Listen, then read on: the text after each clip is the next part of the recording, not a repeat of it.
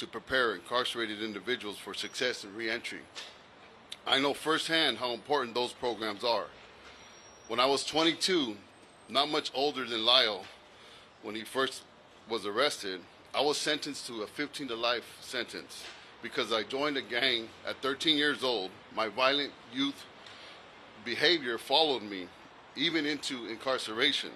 I spent 10 years in Pelican Bay because of that. I didn't believe that change was possible. I believed that was my lot in life at the moment. But then one day my daughter helped me realize I had to turn my life around. That moment saved me.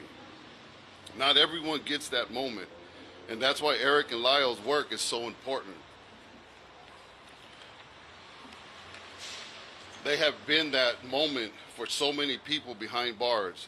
Men who needed someone to show them that redemption is possible, that rehabilitation is possible, that life after prison is possible. Eric and Lyle have turned their lives around over the last 35 years.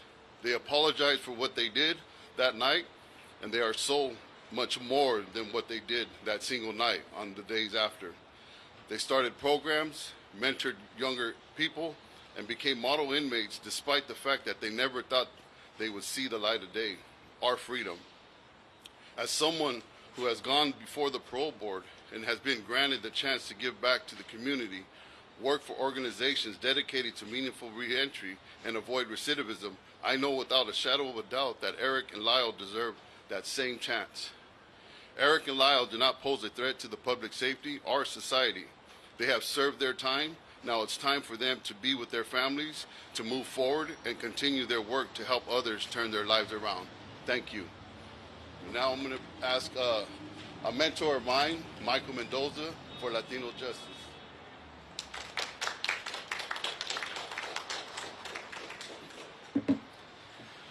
Good morning, everyone. My name is Michael Mendoza, and I'm the National Criminal Justice Director at Latino Justice.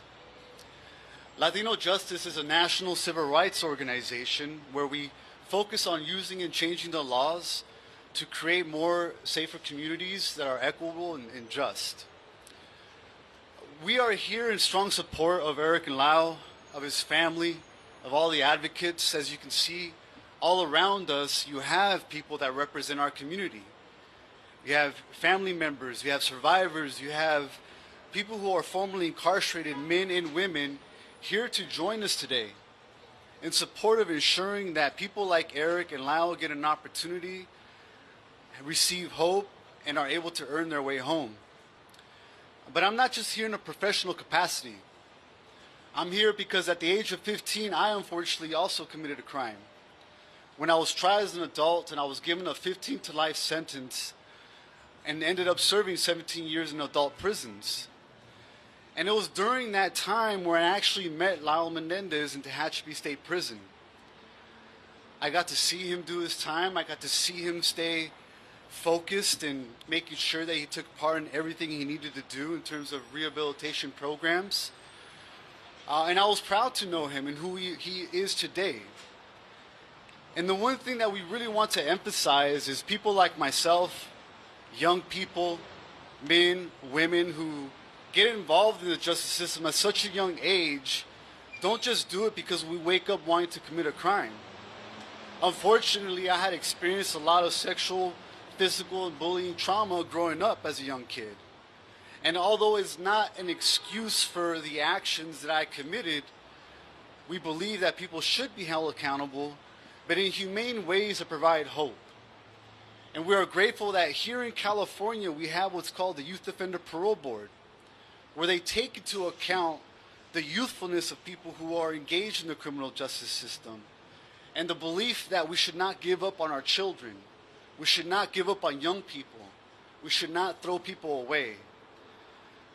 The sad reality is that when you fill these prisons up with such a hopeless sentence, the rest of the population is really hard to grind towards the goals of wanting to come back home, wanting to be a part of the society and our communities. And so we're here today to ensure and to give a message to DA Hochman. Do not ignore the new evidence. Do not ignore what the family is desiring. Do not ignore what advocates are pleading for. We're not just pleading for a second chance, for 2 individuals. We're pleading for a second chance for those who are being extremely punished without an opportunity to come home. If we really truly want a safer society, we need to give people in prison hope and a meaningful chance to come back to their families. And so I'm very, very grateful here today that you all are here to receive this message, and we hope that the DA listens to everybody here, takes into consideration that true public safety will come through redemption and second chances. So thank you all for coming, and I'm going to now introduce my dear friend and colleague, Javier Starring.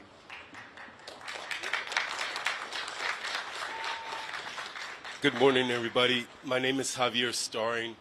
I am Executive Director of an organization called Healing Dialogue in Action, a restorative justice organization that has allowed me to accompany people responsible for horrible crimes, their families, and also the victims and survivors of these families for over 4 decades.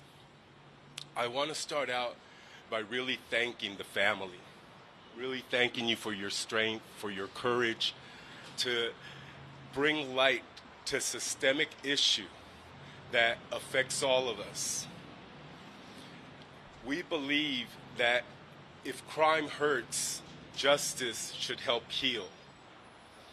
And in many ways, the criminal justice reform efforts have created opportunities for people responsible for the harm to go through a process of healing.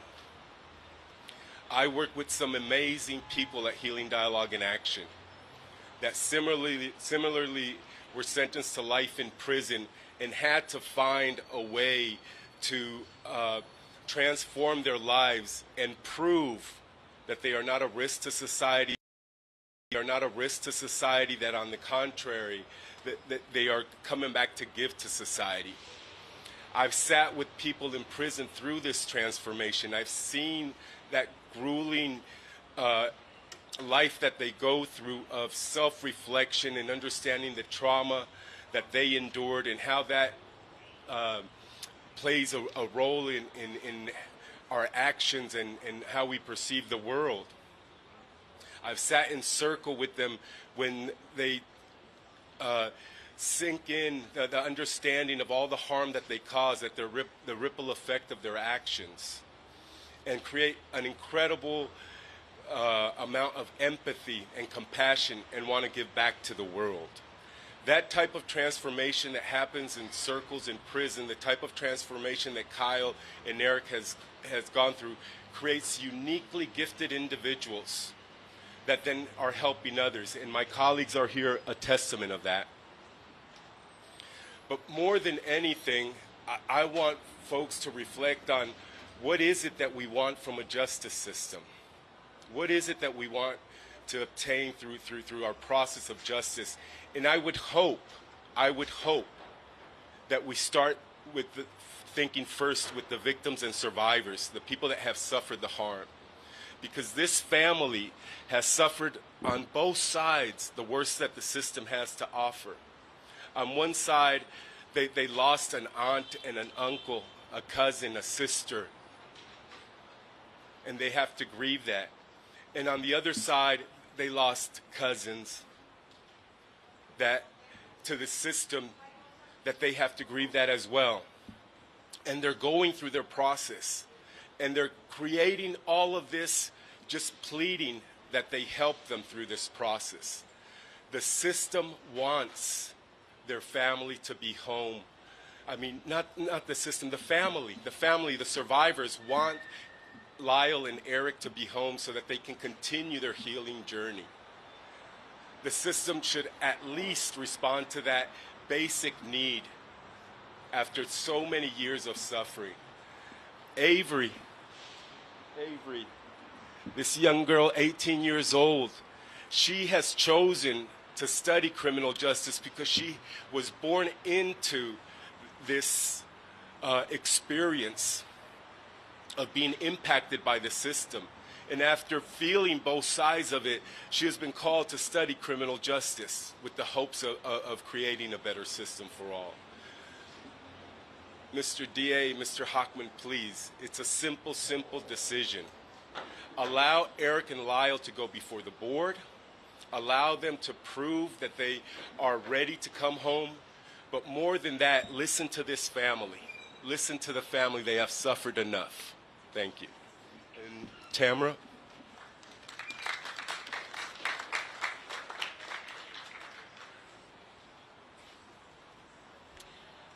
First off, I just want to thank all of you for standing here with us today. This fight is personal for our family, but it's also bigger than us. This is not just a news story. We're a real family of real people. Today it's about fairness, about justice, and about not letting personal bias, politics get in the way of what we need to do and what is right. My grandmother Joan dedicated the last 35 years of her life to advocating for the lives of Eric and Lyle.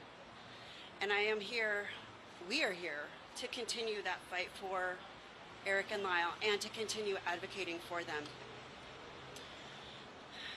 Marcy's Law exists to give us victims' families a voice in the justice process, and yet District Attorney Hochman doesn't seem to want to listen or engage with us.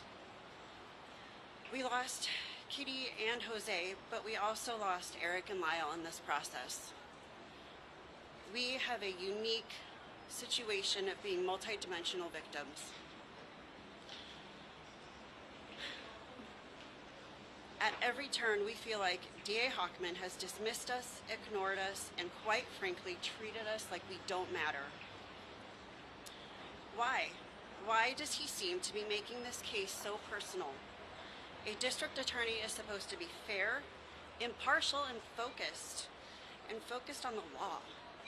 But Hochman is not acting like a neutral party. He is relegating a case from 35 years ago with the same outdated lens that ignored abuse and trauma and compassion in the first place. And now he is saying that Eric and Lyle are still a danger to society. But to who? Anyone who spends even 5 minutes with Eric and Lyle will tell you that it's just not true. They have dedicated themselves to improving. They have created programs that support victims of such sexual abuse. They have helped mentor young inmates so they don't reoffend if they have the opportunity to be released. Eric and Lyle have spent 3 decades avoiding the pitfalls created by the justice system that suck people into the toxicity of incarceration.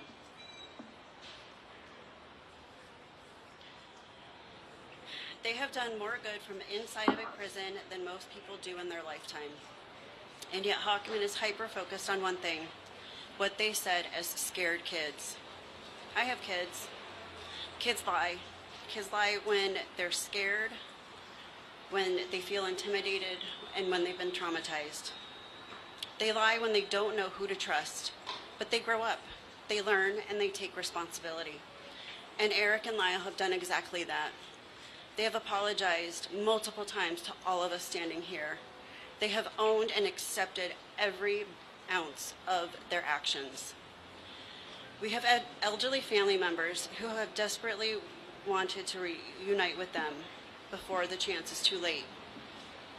Not just because they love them, but because they also carry the weight of regret for not speaking up when they had the chance. Letting them come home isn't about letting them off easy. They've served their time. It would, however, give them a chance to spend time with family members who don't have a lot of time left with us. It would give them a chance to be here with all of us standing here today. A support system that they didn't have as kids because we didn't know what they were going through. We don't understand why Hochman is so set on keeping us apart. It feels cruel and it feels very, very personal. And it feels like he is more interested in punishing Eric and Lyle for childhood lies than actually looking at the facts and following the law. But we stand with Eric and Lyle. We know who they are. We know that they are not a threat, and we are here today because we refuse to be ignored. It is time to stop rewriting history. It is time to acknowledge their rehabilitation, and it is time to bring them home. And now Sarah Malice has a message from her father, Alan Anderson.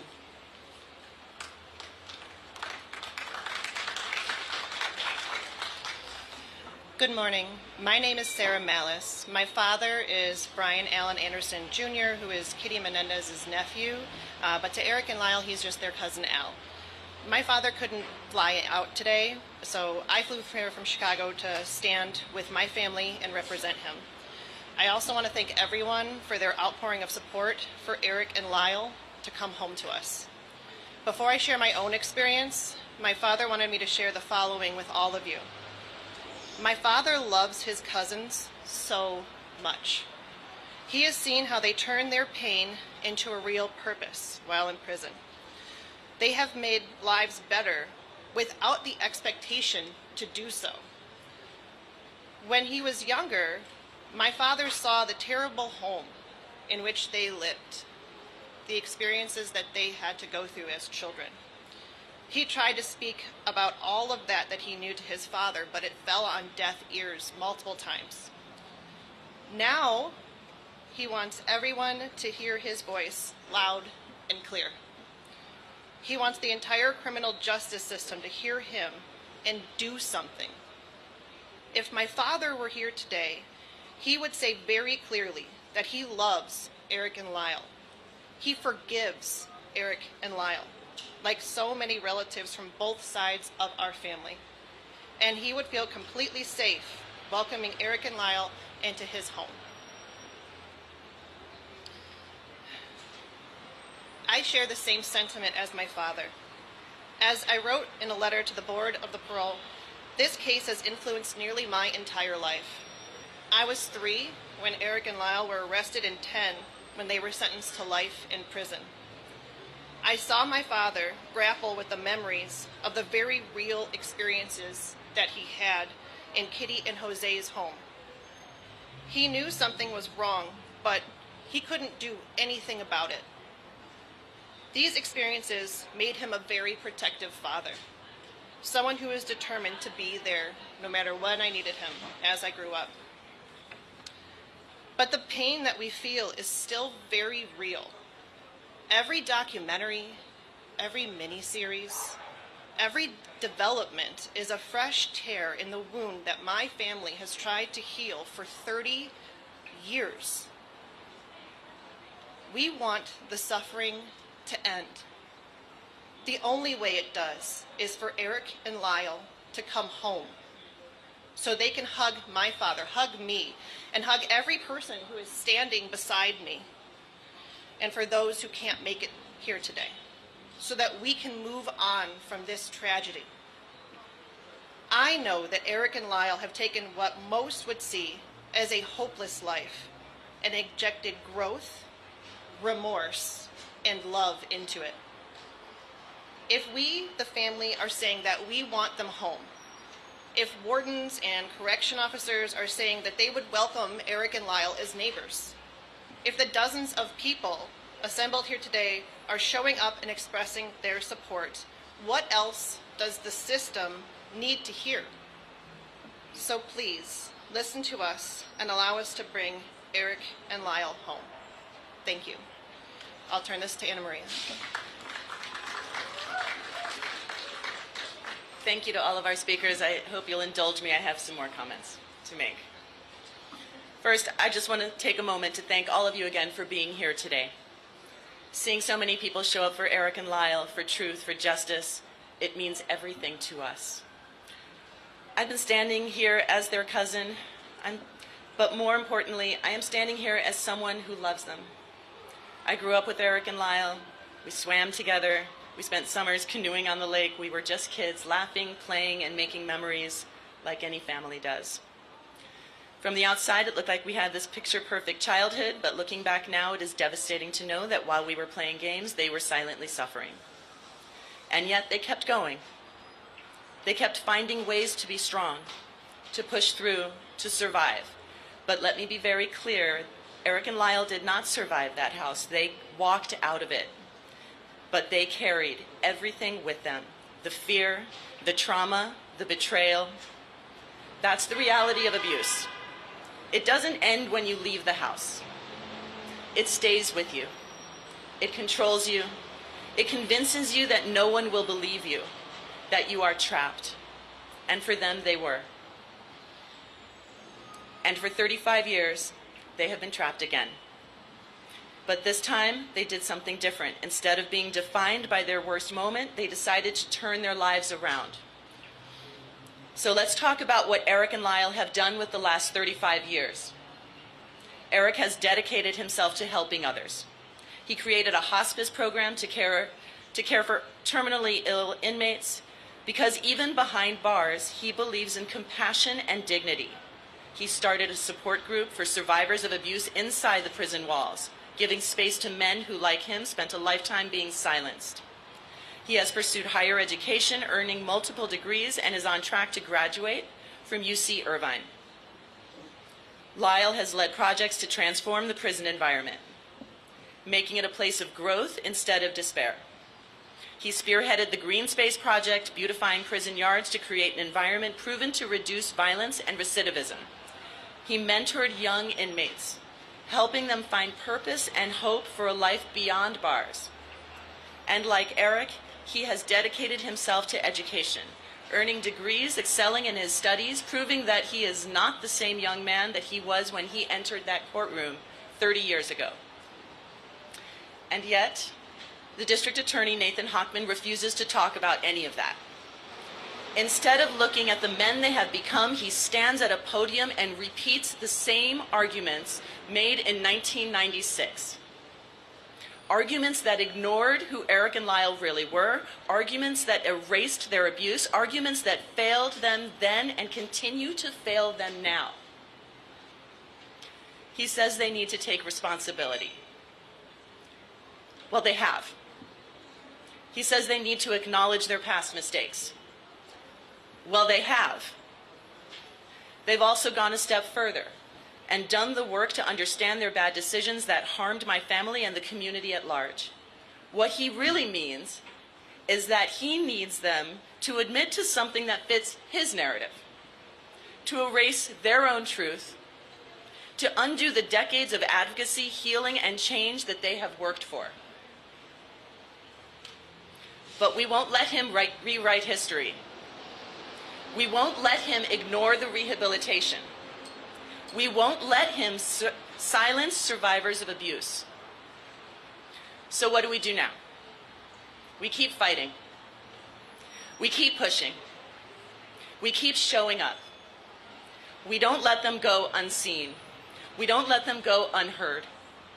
We make sure that the world knows who Eric and Lyle are now, not just who they were 35 years ago. So let me say this loud and clear. We are not asking for sympathy. We are demanding fairness. We are demanding that the law be followed. Because whether Hochman likes it or not, California law demands that judges consider the full picture, their youth at the time, the abuse they endured, and the men they have become. This is personal to me. I have watched them grow into men, and I have seen the work that they have done behind bars. And I am telling you right now, there is no justice in keeping them there. If the District Attorney, Hochman, wants to make this a political issue, we are going to make sure the world is watching. Because we are not backing down. We will not let him erase their abuse. We will not let him ignore the transformation, and we will not let him silence this family. So to everybody standing here today, thank you for showing up, for fighting, for demanding justice. Eric and Lyle are not forgotten.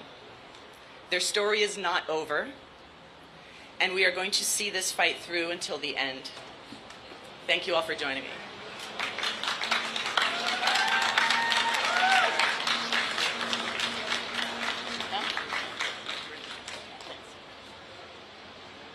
If anyone has any questions, we'll take a few at this moment. Just raise your hand.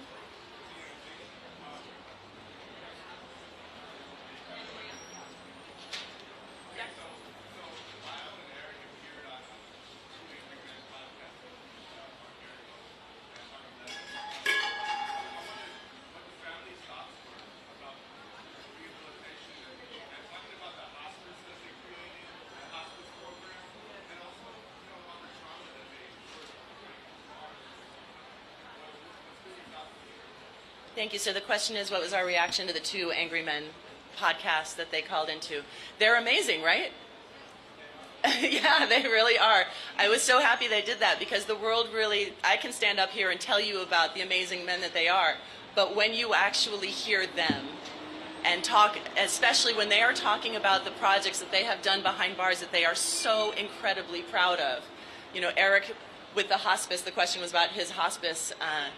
So he educates other inmates about how empathy and compassion towards the inmates that are disabled, who have issues, so that they can, when they are released, that they can go on to be members of society with empathy, with compassion for the people in their communities. It is stunning. It is stunning. I know I can speak for every member of our family. We were so incredibly proud of them. We are so incredibly proud of them.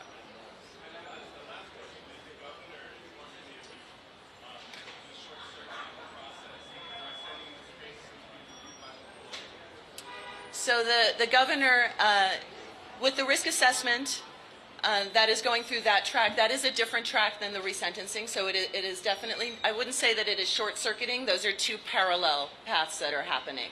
Yeah. Yes, we were contacted almost immediately before he announced it, that he was doing that, with a little bit of the caveat of, okay, don't get us too excited. This is a very rigorous process. But we're starting. Yeah. Given the new DA's opposition to resentencing, do you believe your only hope now is clemency from the governor? No, I don't. So the district attorney did come out publicly and say that he was opposing resentencing. He was going to request to the judge to withdraw the resentencing recommendation. It should be noted that that decision is up to the judge, and that will be made on April 11th.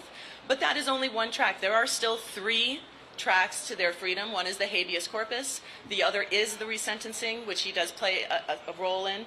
And then there is the clemency from the governor. And those are three completely separate.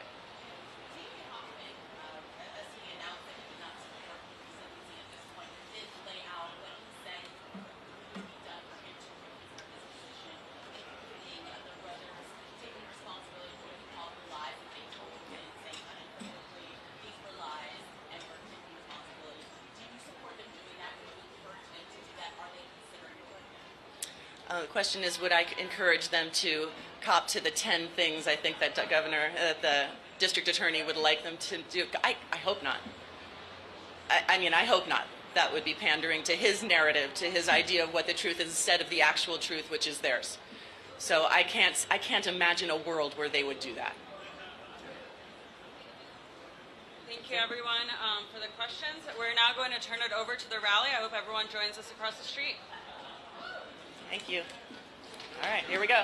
Great job, great job.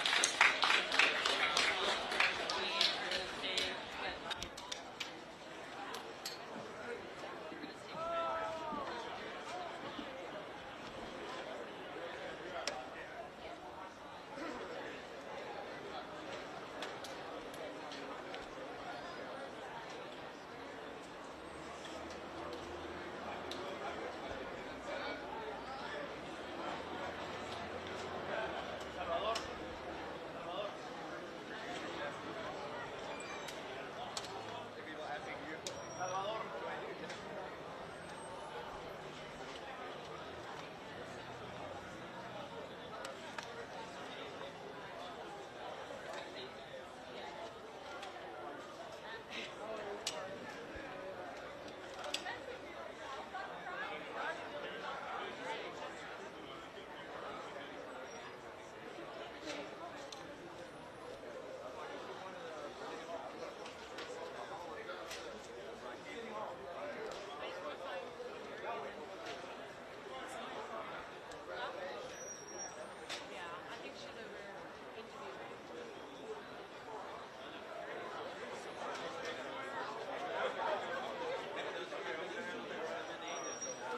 Don't hold.